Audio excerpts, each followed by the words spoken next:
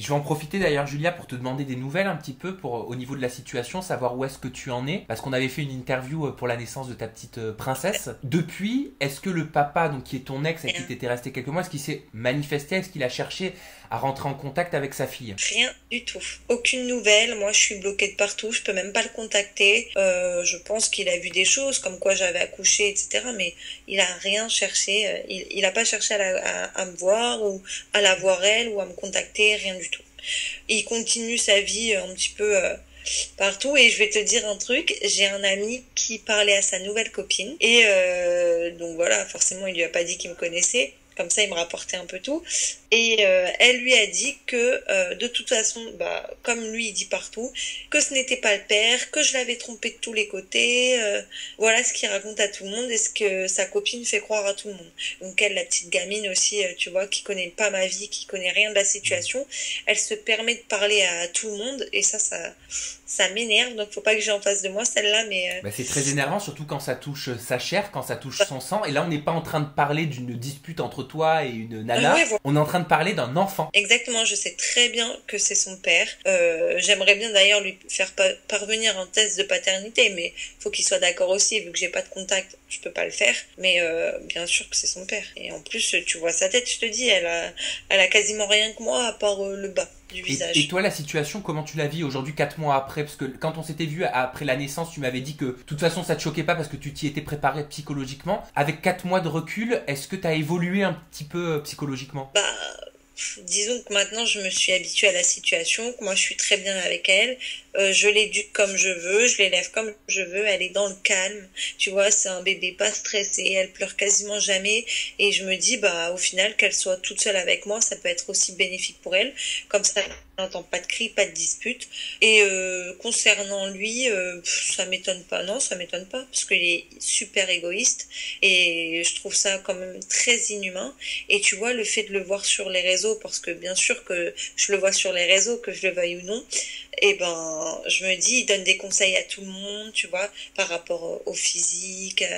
Parce qu'on rappelle qu'il est coach sportif. Hein. Non, il est champion en fitness, quoi. Ah oui, c'est vrai, pardon. Ouais, il est dans les championnats de fitness. Donc quand il dit, quand il dit à tout le monde, allez au bout de vos projets, au bout de vos rêves, nanana, tu vois, il donne toujours des conseils alors que lui, il assume même pas qu'il a une fille, enfin, c'est quand même sa chair, son sang, elle se réveille. Elle se réveille un petit peu. Donc voilà, qu'il veuille même pas la voir, il peut donner des conseils aux autres, mais il devrait s'en donner à lui-même. Ça t'attriste plus pour toi ou ça t'attriste plus pour Luna? Attends. Vas-y, t'inquiète pas. Oh, les petits bras là que je vois là, ça donne envie de pincer, tu sais. Oh là là, ça me donne envie d'avoir un enfant. Tu cherches un papa, Julia? Allez, viens à la maison. Donc ouais, du coup, tu me disais quoi? Je te disais, est-ce que ça t'attriste plus pour toi ou plus pour la petite? Ça m'attriste plus pour elle. Tu vois, comme le fait de, par exemple, il y a eu la fête des pères il y a pas longtemps. Donc de me dire qu'elle aura jamais cette fête-là. Enfin, tu vois, il y a un tas de choses comme ça qui me fait repenser que oui, elle, ça va lui peser, c'est sûr. Mais c'est peut-être, n'oublie pas que c'est peut-être encore tôt. Là, t'es que dans sa première année. Tu sais, un homme, ça évolue aussi. Peut-être que dans quelques années, peut-être que dans 2 ans, il changera d'avis et qu'il ressentira le besoin de se rapprocher de sa fille. Non, je pense que peut-être qu'il fera un enfant avec quelqu'un d'autre, mais que malheureusement, il reviendra jamais vers Luna, c'est sûr. Parce que je pense qu'il a une haine et tout envers moi, et du coup, il reporte ça sur elle, mais elle a rien demandé. Tu vois, c'est quand même... Peu importe, moi, je lui demande pas qu'il me reparle ou qu'il me revoie.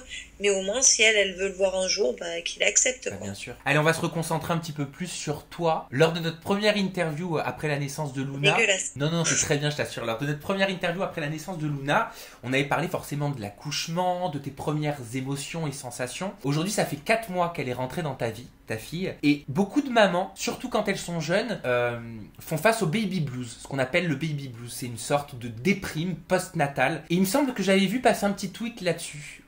Quelques semaines après ton accouchement. Est-ce que toi tu l'as vécu ce baby blues? Non, moi je l'ai eu le lendemain, je crois, les quelques jours à la maternité. Je faisais que pleurer, je faisais que ça. Et c'est peut-être aussi le fait que il y a personne qui est venu me voir à la maternité. J'avais vraiment personne. Bon, on va dire que j'étais un peu loin aussi de Paris, donc de mes amis, mais je veux dire j'étais dans le sud et il y a personne qui est venu. Tu vois, soi-disant j'avais des amis dans le sud. Je suis désolée, pour moi j'ai pas d'amis. Donc ces gens-là, pareil, les potes entre guillemets que j'avais dans le sud, moi je donne plus de nouvelles et j'en veux pas de leur part voir parce que bah, j'étais toute seule dans les moments les plus durs, on va dire. Ça, c'est pas évident dans un moment comme ça où on a besoin d'être entouré. J'imagine que tu as dû Ouais. ressentir beaucoup de solitude et beaucoup de peine. Bah ouais, j'étais pas bien. Donc du coup, bah, j'envoyais des messages à ma famille, je disais même...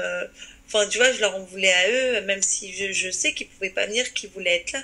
Mais voilà, j'étais pas bien du tout. Et le baby blues, ça a continué sur les semaines à venir. Non, ça a duré 2-3 jours, moi. Parce que c'est quoi, concrètement, c'est quoi qu'on appelle le baby blues chez une femme qui vient d'accoucher? Bah c'est... Attends. Attends, il y a une mouche que j'ai vue là sur elle.